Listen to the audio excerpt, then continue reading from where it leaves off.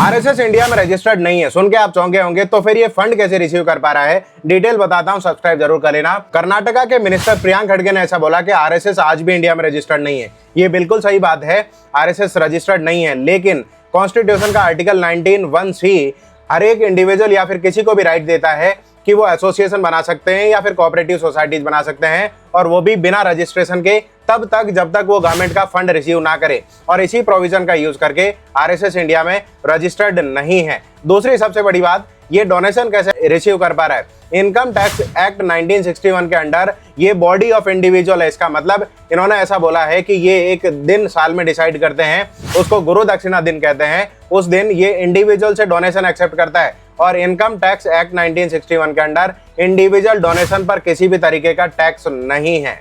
Originally RSS का establishment 1925 में केशव हेडगेवार ने किया था, और 1963 में पंडित नेहरू ने भी इनको रिपब्लिक डे की परेड में इंक्लूड किया था। 1965 के वॉर के टाइम में लाल बहादुर शास्त्री ने गोलवलकर को कंसल्टेशन तक के लिए बुलाया था। लेकिन आरएसएस से एसोसिएटेड जो अदर बॉडीज है, जैसे इनके स्कूल्स हैं, हॉस्पिटल्स हैं, एनजीओज हैं, ये सब रजिस्टर्ड हैं और ये एक्ट के अंडर रजिस्ट्रेशन का यूज कर पा रही है। अगर इंडिविजुअल आरएसएस की बात करें तो इसको रजिस्ट्रेशन की जरूरत नहीं है, क्योंकि ये गवर्नमेंट का फंड किसी भी तरीके से रिसीव नहीं करती है। तो आरएसएस पर इस तरीके का इल्जाम लगाना कि ये रजिस्टर्ड नहीं है, ये बिल्कुल बेसलेस है, क्योंकि कॉन्स्टिट्यूशनल फ्रीडम यहाँ पर मिली हुई है और उसी का प्रोविजन का ये यूज करते हैं। क्या आप भी राष्ट्रीय स्वयंसेवक संघ से जुड़े हुए हैं? क्या उनसे आपकी आइडियोलॉजी मैच होती है?